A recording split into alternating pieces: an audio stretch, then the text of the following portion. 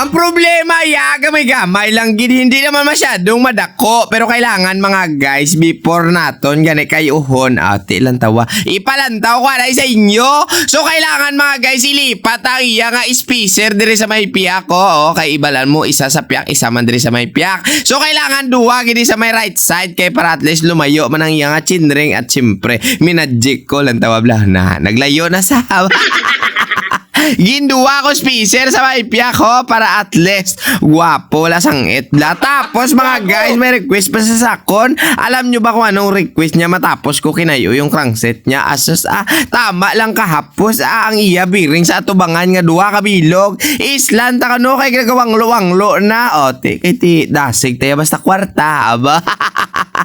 Ay di puta. Wow! Magpapalit tayo mga guys ng biring-biring niya. So hindi na natin pinadugay. Bawging gamitan ko puller mga guys. So, pero ang problema niya, binutong ko lang nahukas na. Aba.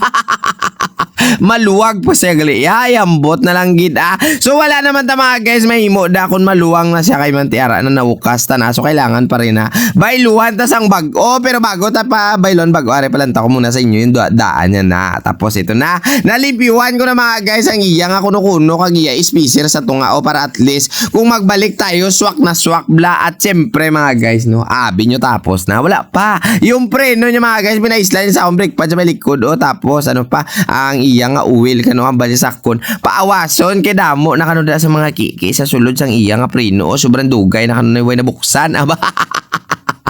So ayan na, finally mga guys, no, natapos na gid man sa pagkayo ang iya Trek Marlin 4 bote. Shout out na lang kay Idol thank you so much sa pagkado sa pagpakayo halo kang sa pag-ride sir. And then yan na pata.